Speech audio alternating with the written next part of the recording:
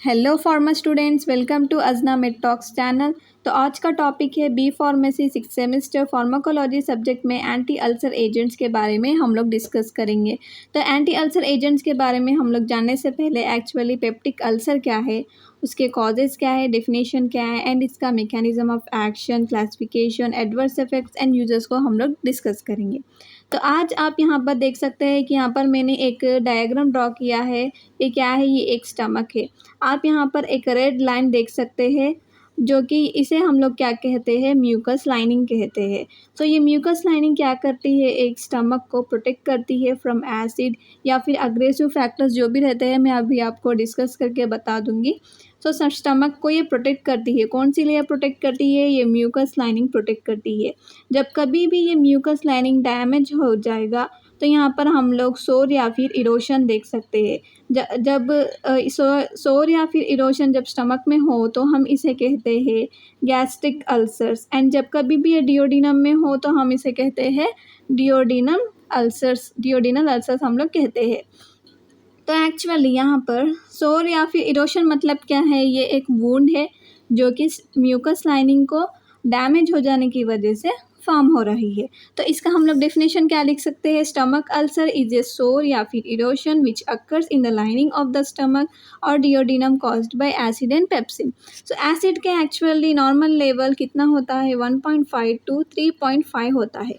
जब कभी भी एसिड का लेवल, HCl का लेवल जब कभी भी बढ़ जाए तो हम लोग अल्सर्स देख सकते हैं। एक्चुअली अल्सर्स का कॉजेस नॉट ओनली HCl होता है, पेप्सिन भी होता है। सो जब कभी भी एसिड की सेक्रेशंस बढ़ जाए, ये पेप्सिन भी क्या करता है, म्यूकस लाइनिंग पर अटैक कर देता है, डैमेज कर देता है, जिसकी वजह से हम लोग सोर या फिर इरोशन को देख सकते हैं। सो इसे ही हम लोग क्या कहते हैं, पेप्टिक अल्सर कहते हैं। सो एक्चुअली हम लोग देखेंगे कि कॉजेस क्या होते हैं। एक्चुअली ये पेप्टिक अल्सर के कॉजेज़ क्या होते हैं? एक तो दो फैक्टर्स होते हैं, जैसे कि अग्रेसिव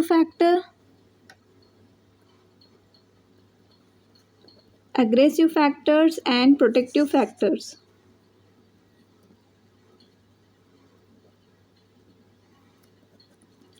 सो इन दो चीज़ों की वजह से ही हम लोग अल्सर्स को देख सकते हैं। So what is aggressive factors? कौन से ऐसे अग्रेसिव फैक्टर्स है जिससे हमें पेप्टिक अल्सर फॉर्म हो रहा है या फिर अल्सर फॉर्म हो रहा है? हम लोग क्या देख सकते हैं, जैसे कि यहाँ पर गैस्ट्रिक एसिड है। गैस्ट्रिक एसिड कौन सा है? यहाँ पर HCl है। HCl की वजह से भी हमें एग्रेसिव फैक्टर्स होते हैं। नेक्स्ट वन क्या है? पेप्सिन है। पेप्सिन की वजह से भी हमें क्या होता है? अल्सर होता है। नेक्स्ट है ये एक H pylori infection. H pylori infection मतलब H मतलब क्या है? H मतलब ये एक हेलिकोबैक्टर है, मतलब ये एक बैक्टीरिया है। सो हम इसकी वजह से भी देख सकते हैं। सो नेक्स्ट वन क्या है? NSAIDs से। NSAIDs मतलब क्या है? Non steroidal anti inflammatory drugs. इसकी वजह से भी हम लोग मतलब अल्सर्स को देख सकते हैं। नेक्स्ट वन क्या है? स्मोकिंग या फिर अल्कोहल की वजह से या फिर स्ट्रेस की वजह से भी हम लोग अल्सर्स को देख सकते हैं। सो एक्चुअली HCl क्या है? मैंने अभी आपको बोला है HCl एक्चुअली ये मतलब हमारे स्टमक में ये डाइजेस्ट करता है। HCl मतलब हमारे फूड पार्टिकल्स को डाइजेस्ट करने के लिए भी मदद करता है। बट जब कभी भी इसके लेवल्स बढ़ जाएंगे तो हमें क्या होगा? अल्सर्स फॉर्म हो जाएगा। So next one is what? Pepsin. So pepsin में क्या है? हमारे फूड पार्टिकल्स या फिर प्रोटीन जो भी रहते हैं ना स्टमक को, उनको डाइजेस्ट करता है। बट जब कभी भी ये म्यूकस लाइनिंग आप देख रहे हैं डैमेज हो जाएगा तो इससे क्या हो जाएगा? यहाँ पर पेप्सिन भी आकर इस पर अटैक कर देगा, इसलिए हम लोग सोर या फिर इरोशन देख सकते हैं। तो next one is what? H pylori infection. H pylori infection मतलब क्या है? ये एक हेलिकोबैक्टर है, मतलब ये ग्राम नेगेटिव बैक्टीरिया है। इसकी वजह से भी हम लोग अल्सर देख सकते हैं। क्यों? ये क्या करता है? आप देख सकते हैं ना, यहाँ पर म्यूकस लाइनिंग पर यहाँ पर क्या हो गया था, मतलब ये H पाइलोरी इन्फेक्शन मतलब जो बैक्टीरिया है ना, ये आकर यहाँ पर अटैक कर देता है, जिसकी वजह से यहाँ पर ये अटैच हो जाता है और ये एसिडिक कंडीशन में और अंदर घुस जाता है, जिसकी वजह से इसे बाहर निकालना, किल करना बहुत ही मुश्किल हो जाता है। सो ये भी म्यूकस लाइनिंग को डैमेज कर कर अंदर चले जाकर ऐसा सोर फॉर्म कर देता है, उसे ही हम लोग अल्सर कहते हैं। Next one is what? NSAIDs आप लोग देख सकते हैं। NSAIDs क्या है? NSAIDs एक non steroidal anti inflammatory drugs है।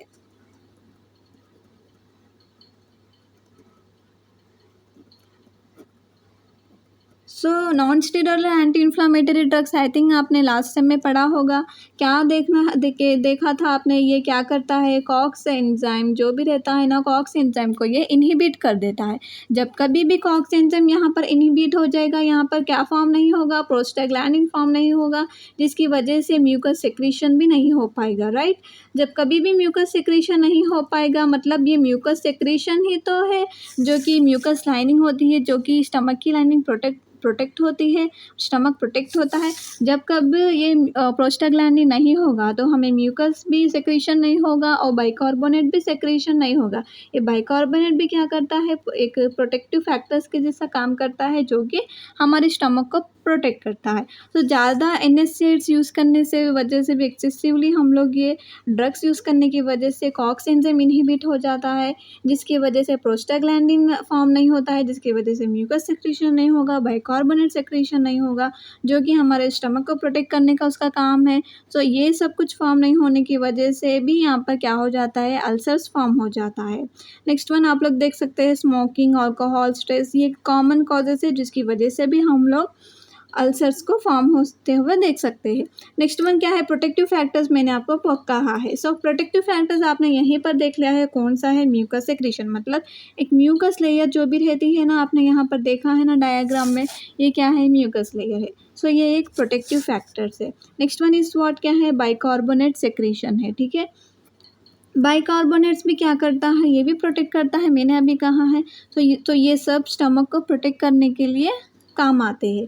So next one is what, prostaglandin भी आप लोग ने देखा है। सो यहाँ पर क्या हो गया, जब कभी भी हम लोग ने NSAIDs दिया है तो प्रोस्टाग्लैंडिन इनहिबिट हो गया, बट यहाँ पर प्रोस्टाग्लैंडिन प्रोटेक्टिव फैक्टर के जैसा काम कर रहा है। तो जब कभी भी प्रोस्टाग्लैंडिन होगा, हमें कुछ अल्सर्स वगैरह फॉर्म नहीं होंगे। So next one is what, good blood flow होना चाहिए हमें। क्या होना चाहिए, गुड ब्लड फ्लो। क्यों गुड ब्लड फ्लो होना चाहिए, गुड ब्लड फ्लो होगा तो तभी तो ऑक्सीजन एंड न्यूट्रिएंट्स हमारे ब्लड में अच्छे से ट्रांसपोर्ट होंगे एंड हमारे सेल रीजनरेशन रिपेयर के लिए भी काम आएगा। सो इसके लिए, so next one is what, क्या है, ये सेल रीजनरेशन एंड रिपेयर भी हमारे प्रोटेक्टिव फैक्टर्स के जैसा काम करता है। सो आप लोग ने क्या देखा, अल्सर्स किस वजह से फॉर्म हो रहा है, aggressive factors and protective factors के इम्बैलेंस। तो आप लोग क्या बोल सकते हैं, जब कभी भी आपको कोई भी पूछेगा कि एग्रेसिव मतलब पेप्टिक अल्सर्स के कॉजेज़ क्या है, तो आप लोग क्या बोलेंगे, aggressive factors and protective factors में इम्बैलेंस हो जाने की वजह से हम लोग अल्सर्स को देख रहे हैं। तो एग्रेसिव फैक्टर्स कौन से हैं, gastric acid, pepsin, H. pylori, infection, NSAID, smoking, alcohol, stress. So next one is what, protective factors. What is protective factors? Mucus layer, bicarbonates, prostaglandins, good blood flow, and क्या है, good cell regeneration and repair.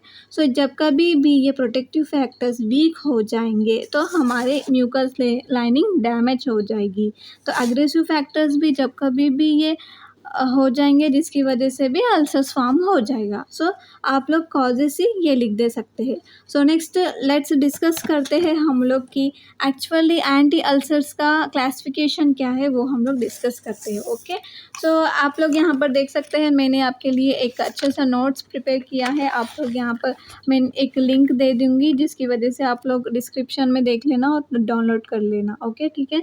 तो यहाँ पर देखिए, drugs for peptic ulcers क्या है, मैंने दिया है गैस्ट्रिक एसिड सेक्रीशन को इनहिबिट करना होगा। क्या हो रहा है यहाँ पर, हम लोग को गैस्ट्रिक एसिड मतलब HCl रिलीज हो जाने की वजह से ही ना हमें अल्सर्स फॉर्म हो रहे हैं। तो मैंने आपको यहाँ पर अच्छे से क्लासिफिकेशन मैंने आपको प्रोवाइड कर दी है। देखिए, फर्स्ट ऑफ ऑल हमें गैस्ट्रिक एसिड सेक्रीशन इनहिबिट कर देना है, जिसकी वजह से HCl रिलीज ही नहीं होगा तो अल्सर्स फॉर्म ही नहीं होंगे। नेक्स्ट वन क्या है, गैस्ट्रिक एसिड न्यूट्रलाइजर्स, मतलब क्या है, ये एंटासिड्स है, मतलब इस जो कि हम लोग कॉमनली यूज़ भी करते हैं। सो ये क्या है, अब जब कभी भी HCl रिलीज हो जाए तो उसे हम लोग इनहिबिट तो करना पड़ेगा ना, मतलब ज़्यादा लेवल्स हो जा रहे हैं HCl के, हमें उसे न्यूट्रलाइज करके तो भी हम लोग अल्सर्स को फॉर्म नहीं कर सकते हैं ना, इसलिए हम लोग गैस्ट्रिक एसिड न्यूट्रलाइजर्स को भी देते हैं। गैस्ट्रिक एसिड न्यूट्रलाइज में 2 टाइप्स होते हैं, सिस्टमिक एंड नॉन सिस्टमिक। तो नेक्स्ट वन इज़ व्हाट, हम लोग एंटी H. pylori भी दे सकते हैं। Anti H. pylori मैंने आपको अभी बताया है ना कि H पाइलोरी की वजह से भी एक बैक्टीरिया है जिसकी वजह से भी कॉज होता है। सो इसे भी हम लोग क्या कर सकते हैं, इनहिबिट कर दे सकते हैं, मतलब किल कर दे सकते हैं, इसलिए हम लोग एंटी H पाइलोरी को देते हैं। नेक्स्ट वन क्या है यहाँ पर, अल्सर प्रोटेक्टिव से। अल्सर प्रोटेक्टिव मतलब कौन से है, अल्सर को मतलब स्टमक को प्रोटेक्ट करने वाले, जैसे कि म्यूकस लेयर, बाइकार्बोनेट सेक्रेशन, वो सब चीज़ों के लिए हम लोग यहाँ पर अल्सर प्रोटेक्टिव्स को दे सकते हैं, ठीक है ना। सो ये एक क्लासिफिकेशन है। अब हम लोग इसका सबका मैकेनिज्म ऑफ एक्शन सब कुछ हम लोग डीपली अच्छे से डिस्कस करेंगे ताकि आपको अच्छे से समझ में आ जाएगा। ओके,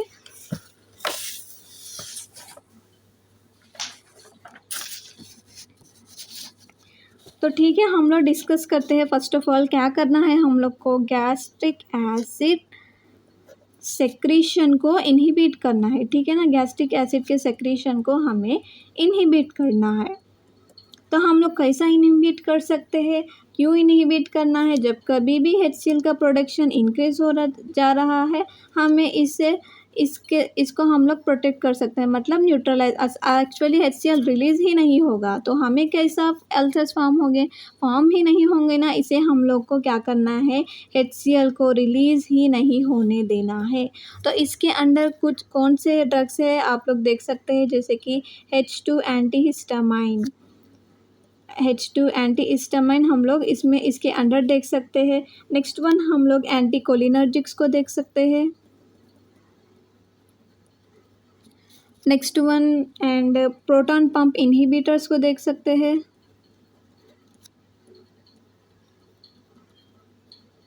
प्रोस्टाग्लैंडिन एनालॉग,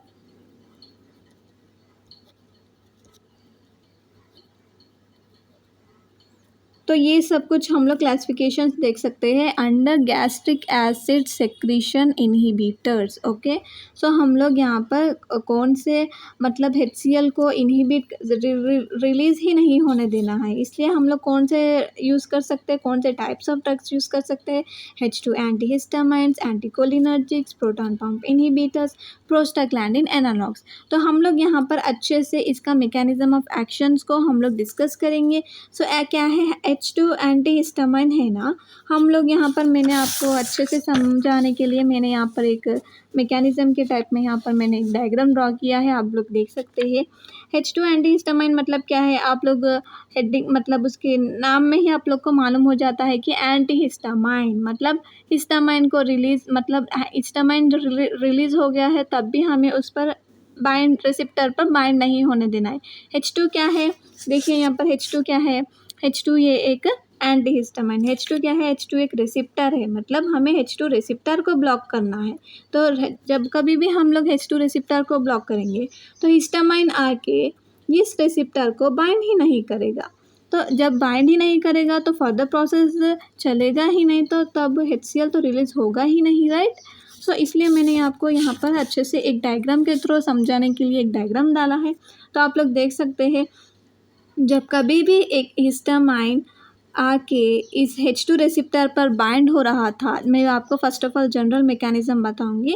फर्स्ट क्या हो रहा था, मतलब HCl कैसे रिलीज़ हो रहा था, जब हिस्टामाइन आकर H2 रिसेप्टर को बाइंड हो रहा था तो जब हम लोग देख सकते हैं एडिनाइल साइक्लेज एक्टिवेट हो रहा था, मतलब जब कभी भी H2 रिसेप्टर आके हिस्टामाइन आके H2 रिसेप्टर पर बाइंड हो रहा था तो हम लोग यहाँ पर एडिनाइल साइक्लेज एक्टिवेट हो जा रहा था। जब कभी भी एडिनाइल साइक्लेज एक्टिवेट हो जाता था तो हम लोग क्या दे सकते थे, कैम्प पाथवे आप लोग ने पढ़ा होगा, राइट।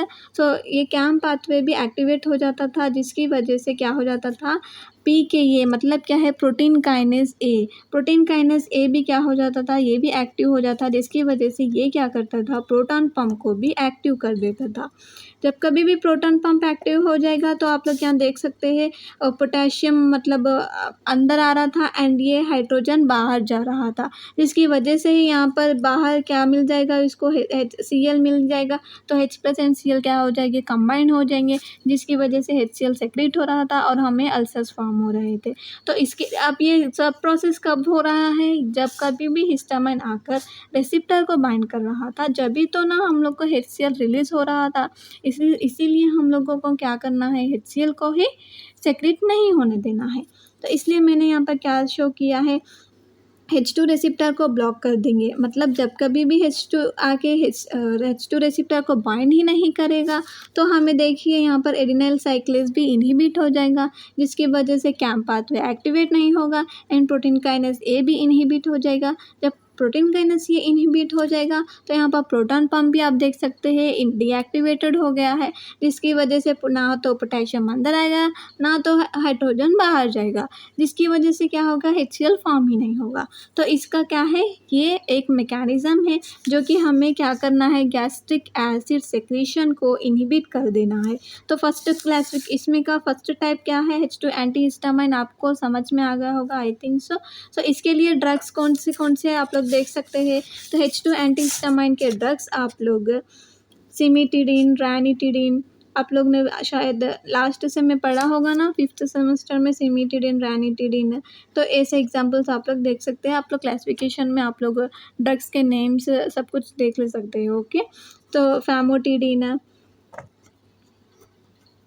ऐसा आप लोग एग्जाम्पल्स देख ले सकते हैं।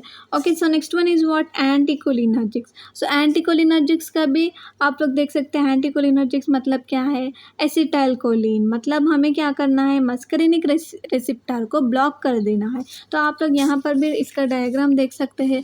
मैंने आपको यहाँ पर क्या बताया है, तो फर्स्ट ऑफ ऑल देखिए यहाँ पर क्या हो रहा था, जस्ट जनरल मैकेनिज्म देखिए कि HCl कैसे रिलीज हो रहा था। तो जब कभी भी एसिटाइलकोलिन आके इस रिसेप्टर, कौन सा रिसेप्टर है, मस्करिनिक रिसेप्टर, जब कभी भी एसिटाइलकोलिन आके मस्करिनिक रिसेप्टर को बाइंड हो रहा था तो यहाँ पर क्या हो रहा था, IP3 डैक पाथवे एक्टिवेट हो रहा था। मतलब मैंने जस्ट ये फर्स्ट ऑफ ऑल आप लोग जनरल मैकेनिज्म समझिए। तो यहाँ पर क्या हो रहा था, IP3 डैक पाथवे एक्टिवेट हो रहा था, ठीक है, ये एक्टिवेट हो रहा था। सो नेक्स्ट वन क्या हो रहा था, जब कभी भी ये पाथवे एक्टिवेट हो जाएगा, आप लोग ने लास्ट टाइम में पढ़ा होगा इसलिए मैंने आपको डीपली बता नहीं रही हूँ। तो यहाँ पे देखिए कैल्शियम आयन से एंटर हो जाएंगे इंट्रासेल्युलर में। तो जब कभी भी कैल्शियम आयन्स एंटर हो जाएंगे इंट्रासेल्युलर में, इसकी वजह से भी क्या हो जाएगा, प्रोटॉन पंप एक्टिवेट हो जाएगा। तो आप लोग देख सकते हैं यहाँ पर प्रोटॉन पंप एक्टिवेट हो जाएगा। सो यहाँ पर भी सेम, यहाँ पर आप देख सकते हैं K+ अंदर आ रहा था एंड H+ बाहर जा रहा था, जिसकी वजह से बाहर इसको Cl- मिल जाएगा एंड H+ एंड Cl- मिलकर क्या बना देंगे, HCl बना देंगे, जिसकी वजह से क्या हो रहा था, अल्सर्स फॉर्म हो रहे थे। तो इसीलिए हम लोग को क्या करना है, ये सब कुछ नहीं होना है, HCl रिलीज नहीं होना है। इसीलिए किसकी वजह से हो रहा था, मस्करिन रिसेप्टर एक्टिव होने की वजह से ही तो ना एसिटाइलकोलिन आकर इसको बाइंड हो रहा था। इसीलिए हमें क्या करना है, डायरेक्टली मस्करिनिक रिसेप्टर को ब्लॉक कर देना है, जिसकी वजह से देखिए एसिटाइलकोलिन आके यहाँ पर बाइंड ही नहीं होगा। देन क्या हो जाएगा, देखिए IP3 डैग पाथवे एक्टिवेशन ही नहीं होगा, नो कैल्शियम एंटर्स ही नहीं होगा and inactivation of proton pump हो जाएगा। इसकी वजह से K+ देखिए, K+ ना तो अंदर आएगा एंड ना H+ ना तो बाहर जाएगा, मतलब ये आप लोग देख सकते हैं। सो ऐसा H+ बाहर रिलीज ही नहीं हो जाएगा। सो हम लोग ये देख सकते हैं।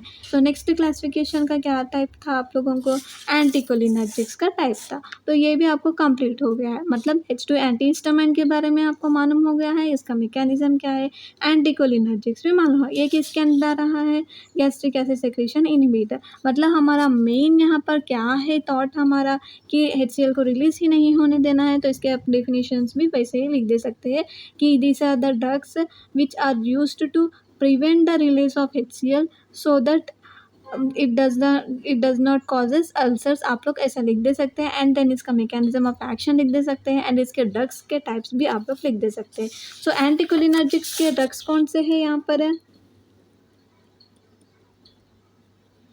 तो एंटीकोलिनर्जिक्स के ड्रग्स यहाँ पर आप लोग 2 ड्रग्स देख सकते हैं। यहाँ पर केडी त्रिपाठी में भी सिर्फ इसके 2 ड्रग्स दिए थे, इसका नाम।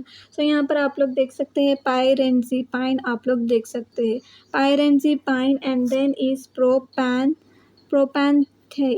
Okay, so these are the 2 drugs which are used for the anticholinergics. Okay, so आप लोग एग्जाम में ये लिख देना तो ये हो जाएगा। So next one is what, क्या है, प्रोटॉन पंप इनहिबिटर्स। तो आप लोग अब तक इस डायग्राम में देख रहे थे क्या हो रहा था, इस प्रोटॉन पंप की वजह से तो ही ना, K+ अंदर आ रहा था एंड H+ बाहर जा रहा था, इसको Cl- मिल जा रहा था, HCl फॉर्म हो जा रहा था। किसकी वजह से, एट लास्ट किसकी वजह से हो रहा था, प्रोटॉन पंप की वजह से ही ना। तो डायरेक्टली हम लोग क्या कर दे सकते हैं, प्रोटॉन पंप को इनहिबिट कर दे सकते हैं। ओके, सो यहाँ पर आप लोग देख सकते हैं हम लोग को क्या करना है, ये एक प्रोटॉन पंप इनहिबिटर्स है ना,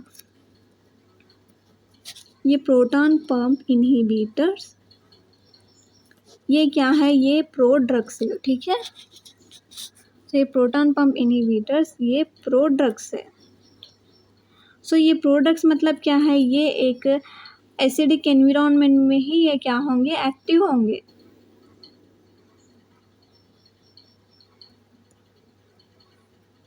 सो क्या हो जाता है, ये प्रोटॉन पंप्स मतलब प्रोटॉन पंप इनहिबिटर्स प्रोडक्ट्स से जो कि एसिडिक एनवायरनमेंट में ही ये एक्टिव हो जाएंगे। सो फर्स्ट ऑफ ऑल जब कभी भी इसे मतलब ये एक्टिव हो जाएगा, ये किस में एक्टिव हो जाएगा, ये सल्फिनामाइड में एक्टिव हो जाएगा। ये सल्फिनामाइड में एक्टिव हो जाएगा तो ये क्या हो जाएगा, ये डायरेक्टली मतलब इरिवर्सिबली आप लोग कह सकते हैं, इरिवर्सिबली ये क्या हो जाएगा, ये प्रोटॉन पंप इनहिबिटर्स मतलब प्रोटॉन पंप जो रहता है ना, उसको जाके कोवलेंटली बाइंड कर देगा। मतलब ये स्ट्रॉन्ग बॉन्ड फॉर्मेशन हो जाएगा जिसकी वजह से प्रोटॉन पंप इनहिबिट हो जाएगा एंड H+ बाहर ही नहीं जाएगा तो उसे Cl- मिलेगा ही नहीं और ये HCl बनाएगा ही नहीं। मतलब ये क्या देख सकते हैं हम लोग, प्रोटॉन पंप इनहिबिटर्स क्या है, ये एक प्रो ड्रग्स है, ठीक है ना। ये प्रो ड्रग्स है, ये ओनली एसिडिक एनवायरनमेंट में ही एक्टिव होते हैं। एक किस फॉर्म में कन्वर्ट हो जाता है, एक्टिव फॉर्म मतलब सल्फिनामाइड में कन्वर्ट हो जाता है। ये सल्फिनामाइड क्या करता है, इरिवर्सिबली इसको प्रोटॉन पंप को जाकर बाइंड हो जाता है, मतलब कोवेलेंटली बाइंड हो जाता है एंड H+ रिलीज ही नहीं होता है तो HCl बनता ही नहीं है। एंड हम लोग का क्या है main theme, gastric acid secretion को इनहिबिट करना है, तो ये आपको हो जाएगा। ओके, नेक्स्ट वन इज क्या, वो क्या है, प्रोस्टाग्लैंडिन एनालॉग।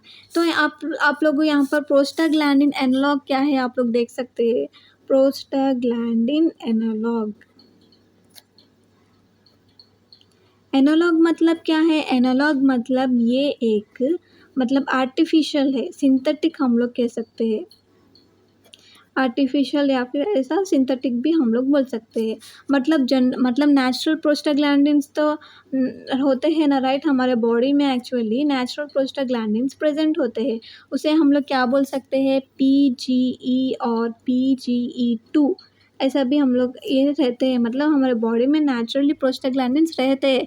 बट जब कभी भी ये प्रोस्टाग्लैंडिन्स नेचुरल प्रोस्टाग्लैंडिन्स में कुछ डैमेज हो गया या फिर ये रिलीज़ नहीं हो पाएंगे तो जिसकी वजह से भी हम लोग मतलब देख सकते थे ना, मैंने जब से आपको बोला था NSAIDs को यूज़ करने की वजह से भी प्रोस्टाग्लैंडिन इनहिबिट हो गया और म्यूकस भी सेक्रेशन नहीं हुआ एंड बाइकार्बोनेट भी सेक्रेशन नहीं हुआ था, तो आपने देखा था ना, राइट।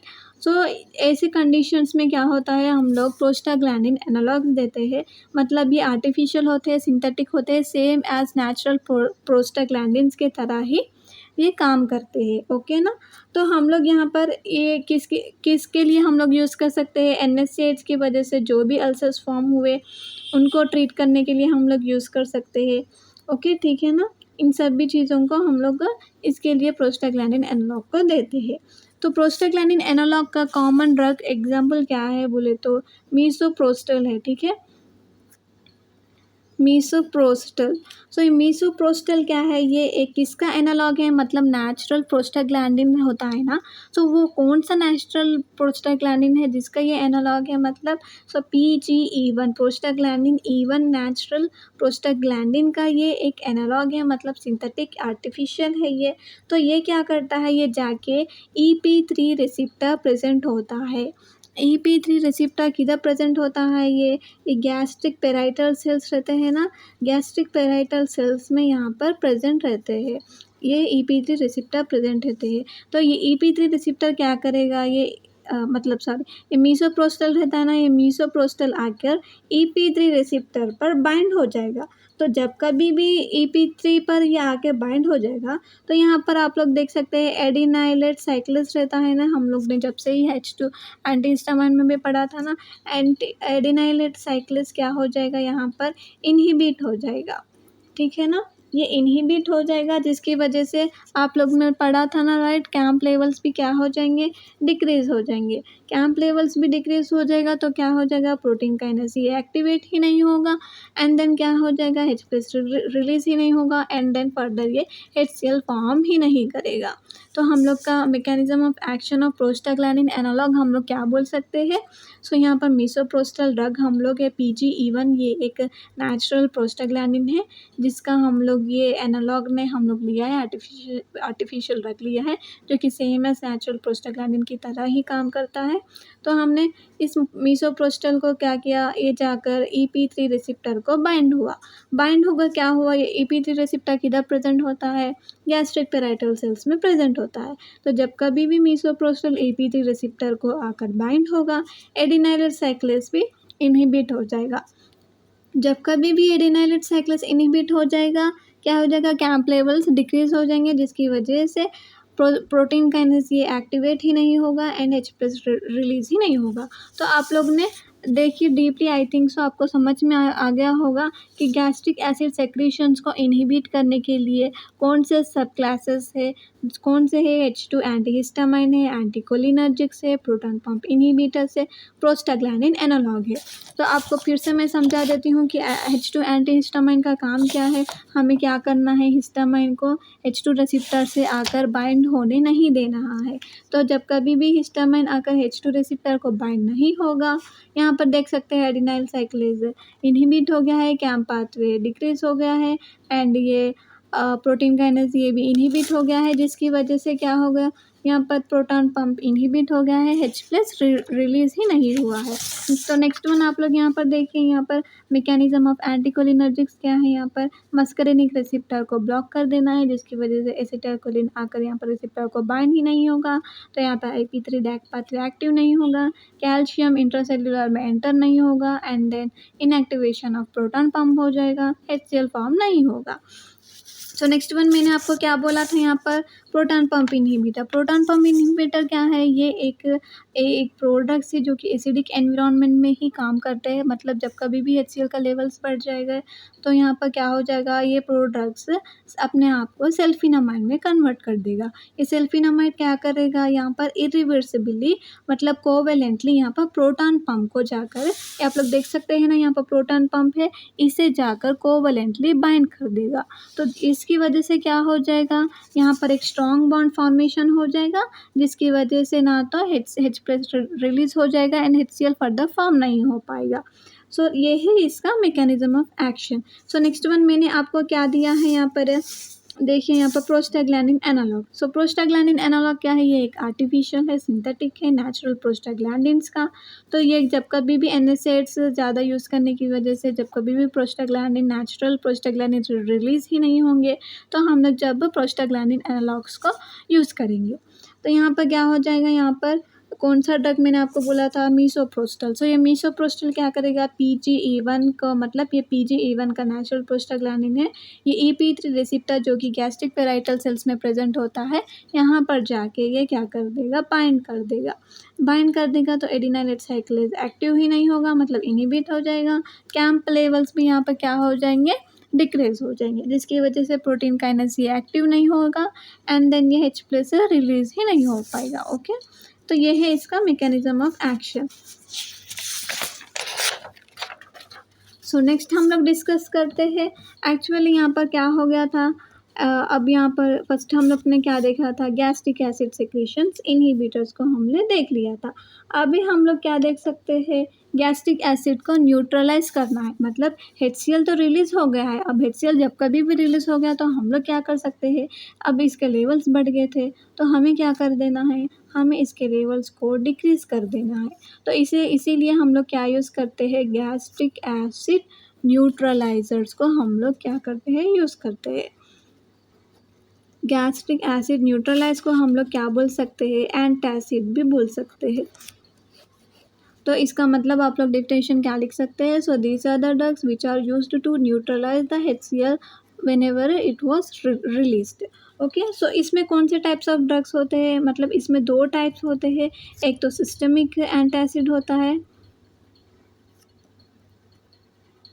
सो नेक्स्ट वन होता है एक non systemic antacid.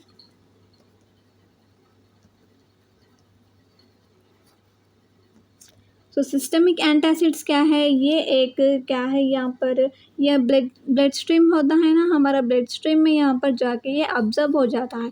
But systemic antacids को जब कभी भी हम लोग एक्सेसिवली यूज़ करेंगे, इसका मेटाबॉलिक अल्कोलोसिस हो जाएगा, ठीक है। इसलिए हमें इसे कम यूज़ करना चाहिए, मतलब ये इसकी वजह से ये साइड इफ़ेक्ट भी बोल सकते हैं हम लोग।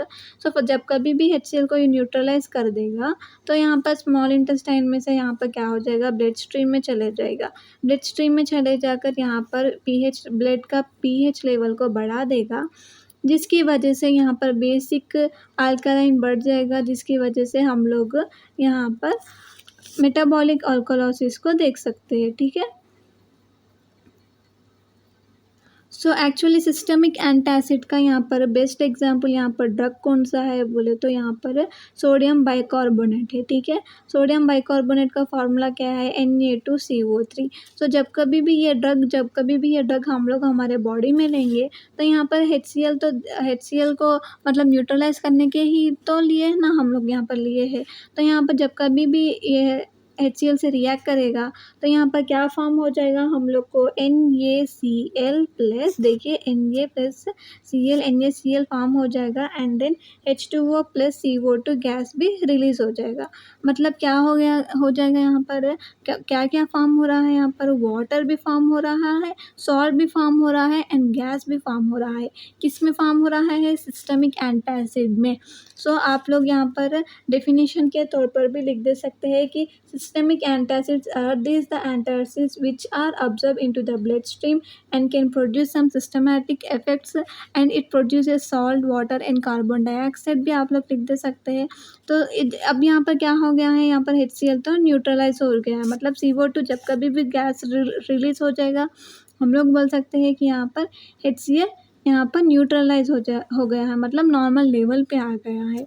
तो आफ्टर न्यूट्रलाइजिंग ये क्या हो जाएगा, मतलब फिर यहाँ पर ब्लड स्ट्रीम में, मतलब आफ्टर स्मॉल इंटेस्टाइन में चले जाए बाद में यहाँ पर ब्लड स्ट्रीम में चले जाएगा। ब्लड स्ट्रीम में चले गए बाद में ब्लड का यहाँ पर pH लेवल बढ़ा देगा, जिसकी वजह से क्या हो जाएगा, हमें मेटाबॉलिक अल्कोलोसिस हो जाएगा।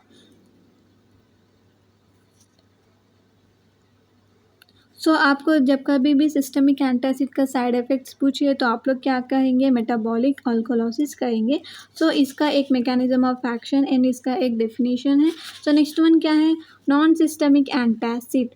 नॉन सिस्टमिक एंटासिड क्या है? मतलब यहाँ पर हम लोग देखा था ब्लड स्ट्रीम में यहाँ पर जाकर ऑब्जर्व हो जाएगा डायरेक्टली, बट यहाँ पर ये जस्ट लोकली ये एक्ट करेगा। It locally acts on stomach, मतलब ये स्टमक में ही एक्ट करेगा, ये ना तो ब्लड स्ट्रीम में जाएगा, स्टमक में ही लोकली एक्ट हो जाएगा एंड एक्सक्रीट भी हो जाएगा। ओके, सो यहाँ पर हम लोग देख सकते हैं ये क्या होते हैं, ये ड्रग्स वीक बेसिस होते हैं। मतलब आप लोग ने देखा था यहाँ पर क्या हुआ था, यहाँ पर देखिए यहाँ पर सॉल्ट भी फॉर्म हुआ था, वाटर भी फॉर्म हुआ था, CO2 भी फॉर्म हुआ था, बट यहाँ पर क्या हो जाएगा, यहाँ पर सिर्फ salt and water he form होगा, ठीक है ना। सो नॉन सिस्टमिक एसिड्स क्या है, लोकली स्टमक पर एक्ट करते हैं और ये वीक बेसिस रहते हैं, ये सॉल्ट एंड वाटर को फॉर्म करते हैं। आप लोग एज ए डेफिनेशन भी आप लोग लिख दे सकते हैं, मतलब ये ब्लड स्ट्रीम में नॉट ऑब्जर्व होते हैं, ऐसा भी आप लोग लिख दे सकते हैं, एंड न्यूट्रलाइज करते हैं गैस्ट्रिक एसिड को, ऐसा भी आप लोग बोल दे सकते हैं, ठीक है ना। सो इसमें ड्रग्स कौन से है आप लोग देख सकते हैं, इसमें ड्रग्स से आप लोग मैग्नीशियम हाइड्रोक्साइड देख सकते हैं, ठीक है ना, magnesium hydroxide and aluminium hydroxide. देखिए मैं आपको अच्छे से यहाँ पर समझा दूंगी।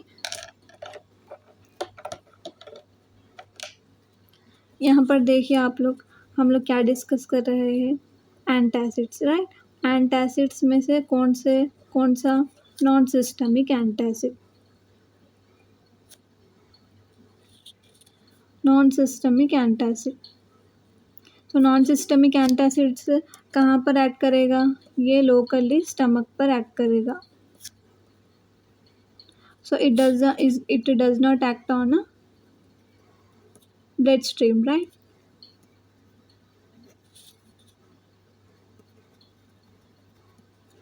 सो इसके ड्रग्स कौन से हैं, हम लोग नॉन सिस्टमिक एंटासिड्स के ड्रग्स कौन से हैं, एल्यूमिनियम हाइड्रोक्साइड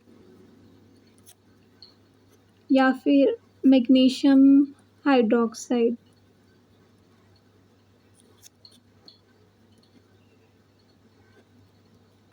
ठीक है ना। अब यहाँ पर क्या होगा, यहाँ पर salt and water he form होगा, CO2 गैस रिलीज ही नहीं होगी। यहाँ पर सिस्टमिक में क्या हुआ था, salt water and CO2 release हुआ था, बट इसमें डिफरेंस क्या है, salt water and just salt and water he release होगा। ओके, सो इसमें आप लोग भी यहाँ पर भी एक रिएक्शन देख सकते हैं, मतलब अंडरस्टैंड के लिए, या फिर आप लोग एग्जाम में लिख दे सकते हैं, जिसकी वजह से आपको अच्छे से मार्क्स मिल जाएंगे। सो यहाँ पर देखिए मैग्नीशियम हाइड्रोक्साइड है। सो मैग्नीशियम हाइड्रोक्साइड जब कभी भी HCl के साथ रिएक्ट करेगा तो यहाँ पर हम लोग को MgCl2 + H2O फॉर्म होगा। ओके, देखिए आप लोग यहाँ पर सिर्फ सॉल्ट एंड यहाँ पर वाटर ही फॉर्म हुआ है, ना कि CO2 रिलीज हुआ है। एंड नेक्स्ट वन क्या है, मतलब AI Al एल्यूमिनियम Al। सो यहाँ पर क्या है +3HCl, तो यहाँ पर क्या हुआ है AlCl3, मतलब एल्यूमिनियम क्लोराइड एंड वाटर भी फॉर्म हो गया है। तो ऐसा आप लोग एग्जाम्स में भी लिख दे सकते हैं। ओके, तो ये क्या है, नॉन सिस्टमिक एंटासिड्स है जो कि ब्लड में ऑब्जर्व नहीं होते हैं, और ये एक सिस्टमिक अल्कोलोसिस भी फॉर्म नहीं करते हैं। हम लोगों ने देखा था कि सिस्टमिक में क्या हुआ था, मेटाबॉलिक अल्कोलोसिस हुआ था ना, ये जो क्यों हुआ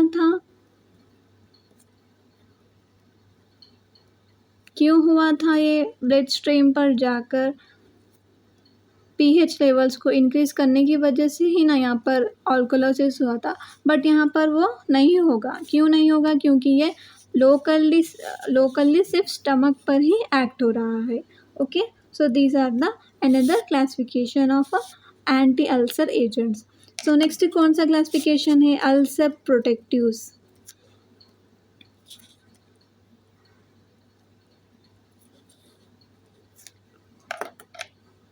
सो ये कौन सा है, ये भी हम लोग अल्सर्स को हील करने के लिए हम लोग क्या करते हैं, यूज़ करते हैं। मतलब ये क्या करता है, ये एक प्रोटेक्टिव बैरियर के जैसा एक्ट करता है। ओके, ये क्या करेगा, मतलब हमारे म्यूकस लाइनिंग आप लोग ने यहाँ देखा था ना, इस म्यूकस लाइनिंग के ऊपर ये एक प्रोटेक्टिव लेयर एक फॉर्म करेगा, जिसकी वजह से यहाँ पर क्या हो जाएगा, ये म्यूकस लाइनिंग प्रोटेक्ट हो जाएगी। इसीलिए तो हम लोग इसे अल्सर प्रोटेक्टिव्स कहते हैं। मतलब क्या है, ये म्यूकस लाइनिंग को प्रोटेक्ट कर देगा, एज ये एक बैरियर की तरह फॉर्म करेगा, एंड म्यूकस लाइनिंग को प्रोटेक्ट कर देगा, एंड अल्सर्स को फॉर्म नहीं होने देगा। तो हम लोग देखते हैं कि कैसा ये प्रोटेक्टिव बैरियर के जैसा एक्ट करता है, हम लोग यहाँ पर देखेंगे। इसमें मोस्ट कॉमनली ड्रग जो कि एग्जाम में भी पूछते हैं, उस ड्रग का नेम क्या है बोले तो यहाँ पर देखिए सक्राल्फेट है। ठीक है ना, ये सक्राल्फेट एक कॉमन ड्रग है जो कि अल्सर प्रोटेक्टिव्स में हम लोग यूज़ करते हैं। सो एक ये क्या है, मतलब सक्राल्फेट मतलब क्या है, ये एक एल्यूमिनियम सॉल्ट है। मतलब क्या है, ये एक बेसिक एल्यूमिनियम सॉल्ट है, मतलब ये एक स्टेबल सॉल्ट है, आप लोग बोल सकते हैं। ठीक है ना, एक्चुअली ये किससे बना है, मतलब ये एक सुक्रोज से ही बना है। एक्चुअली इसे हम लोग सुक्रोज सल्फेट, मतलब आप लोग देख सकते हैं यहाँ पर, जब ये क्या होगा, ये एक सुक्रोज होता है ना, ये सुक्रोज को हम लोग जब कभी भी सल्फेट ग्रुप्स ऐड कर देंगे ना, तो इसे हम लोग क्या बोलते हैं, सुक्रोज, सल्फेटेड सुक्रोज हम लोग बोलते हैं। ठीक है ना, सो सल्फेटेड सुक्रोज क्या, आफ्टर ये फॉर्म हो जाने के बाद ये क्या करेगा, एल्यूमिनियम आयन्स होते हैं ना, एल्यूमिनियम आयन्स को जाकर कंबाइन कर देगा। कंबाइन हो जाने के बाद ये एक बेसिक स्टेबल सॉल्ट फॉर्म कर देगा। ठीक है ना। आप लोग देख सकते हैं सक्रल फेट, मतलब आप लोग एज ए डेफिनेशन क्या लिख सकते हैं कि ये एक सक्रल फेट, ये एक एल्यूमिनियम बेसिक स्टेबल सॉल्ट है।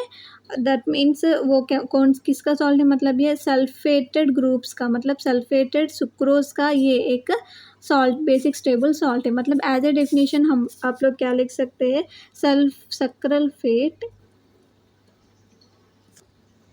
Is a basic aluminum salt of sulfated sucrose।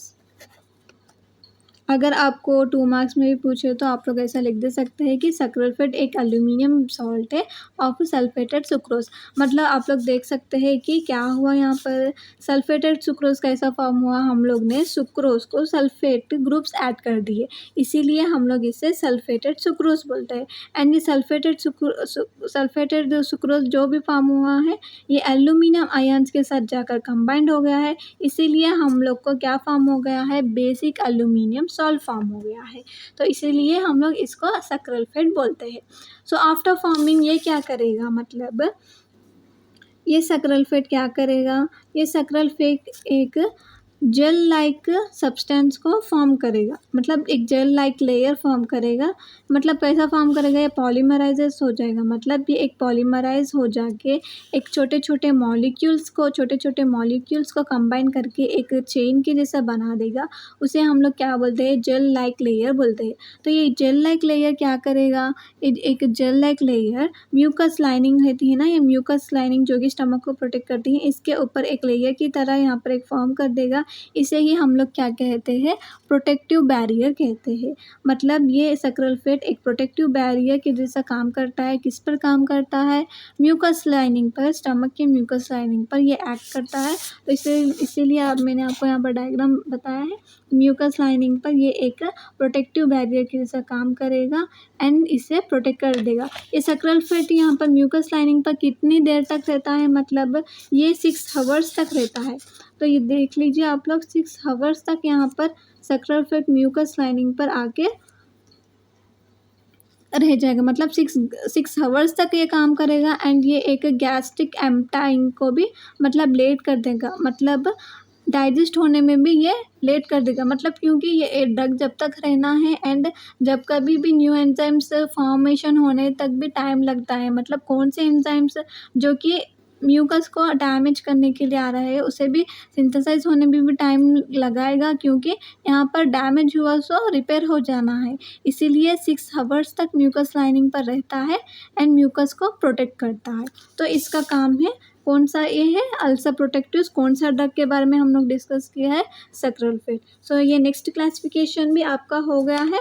And next classification आपका कौन सा है, एंटी एच पाइलोरी। ठीक है ना। एंटी एच पाइलोरी मतलब कौन सा, एच मतलब क्या है, हेलिकोबैक्टर,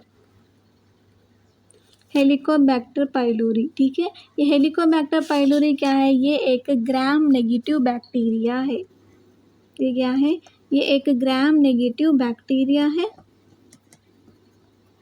जो कि म्यूकस लाइनिंग के अंदर, मतलब इनर कोर के अंदर यहाँ पर जाकर ये छुप जाता है एंड अंदर से ये पूरा म्यूकस लाइनिंग को डैमेज कर देता है, जिसकी वजह से फिर सोर फॉर्म हो जाएंगे, स्टमक में फॉर्म हो जाएंगे, डिओडिनम में फॉर्म हो जाएंगे। सो ये मतलब ये खतरनाक जो कि इन्फेक्शन है, मतलब ये किसकी वजह से, कंटेमिनेटेड फूड एंड वाटर की वजह से होता है। ओके, कंटेमिनेटेड फूड और वाटर जब कभी भी हम लोग लेते हैं, वे बाहर से हमारे बॉडी में आकर यहाँ पर हमारे स्टमक के म्यूकस लाइनिंग में आकर यहाँ पर क्या हो जाता है, यहाँ पर अटैच हो जाता है। आप लोग देख सकते हैं ना, यहाँ पर म्यूकस लाइनिंग पर आके यहाँ पर स्टिक हो जाता है, अंदर चले जाता है और पूरा म्यूकस लाइनिंग को डैमेज कर देता है। इसीलिए हम लोग यहाँ पर कौन से ड्रग्स यूज़ करते हैं, इसीलिए हम लोग यहाँ पर एंटीबायोटिक्स को यूज़ करते हैं।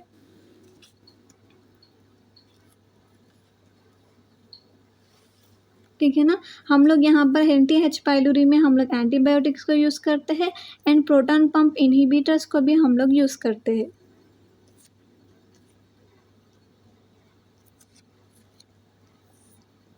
क्यों हम लोग प्रोटॉन पंप इनहिबिटर्स को मतलब एंटीबायोटिक्स को यूज़ करते हैं, मतलब एंटीबायोटिक्स क्यों यूज़ करते हैं हम लोग? बैक्टीरिया, ये एक बैक्टीरिया है ना, एंटीबायोटिक्स क्या करेगी, बैक्टीरिया को ही ना किल करेगी, तो हम लोग इसे किल करने के लिए एंटीबायोटिक्स देते हैं। बट ये एंटीबायोटिक्स कब काम करेगी? ये एसिडिक मीडियम, जब कभी भी एसिडिक लेवल्स कम होंगे, मतलब डिक्रीज़ हो जाएंगे, एसिडिक लेवल्स कम होंगे, तभी ये अपना काम शो करेगी। इसीलिए हम लोग प्रोटॉन पंप इनहिबिटर्स देते हैं। प्रोटॉन पंप इनहिबिटर्स हम लोग ने डिस्कस कराया है। क्यों क्यों देते हैं हम लोग? गैस्ट्रिक एसिड सेक्रीशंस को इनहिबिट कर देते हैं ना, इसीलिए इसकी वजह से क्या हो जाएगा, HCl रिलीज ही नहीं होगा, जिसकी वजह से क्या हो जाएगा, यहाँ पर एसिडिक मीडियम डिक्रीज हो जाएगा, जब यहाँ पर एंटीबायोटिक्स अच्छे से काम कर कर बैक्टीरिया को इनर कोर में अच्छे से जाकर यहाँ पर किल कर देगी। तो ये यहाँ पर कौन से है, एंटी H पाइलोरी ड्रग्स है, ठीक है ना। तो this is what we need to study. So ये क्या है, मैंने आपको यहाँ पर क्लासिफिकेशन डीपली अच्छे से समझा दिया है, एंड इन सब के क्लासिफिकेशंस के यूजेस, एडवर्स इफेक्ट्स भी मैंने आपको अच्छे से नोट्स में दे दिया है। आपको नोट्स यहाँ पर मैं डिस्क्रिप्शन में या फिर कमेंट में आप सेक्शन में आपको लिंक दे दूँगी, आप वहाँ पर चेक कीजिएगा। सो मैं आपको एक बार नोट्स बता दूँगी, देखिए यहाँ पर आप लोग। So this is the classification, and then यहाँ पर आप लोग H2 antihistamines, anticholinergics, mechanism of action of, देखिए एंटीकोलिनर्जिक्स, प्रोटॉन पंप इनहिबिटर्स। तो यहाँ पर मैंने आपको अच्छे से यहाँ पर दे दिया है, ओके। तो देखिए systemic antacids and ulcer protectives, देखिए यहाँ पर मैंने आपको यहाँ पर यूजेस, साइड इफ़ेक्ट्स, सब कुछ मैंने आपको यहाँ पर दे दिया है। तो please check the link and download the notes. अगर आपको ये वीडियो अच्छे से पसंद आया हो, आपको अच्छे से समझ में आ गया हो, तो please like, share and subscribe कीजिएगा, ओके।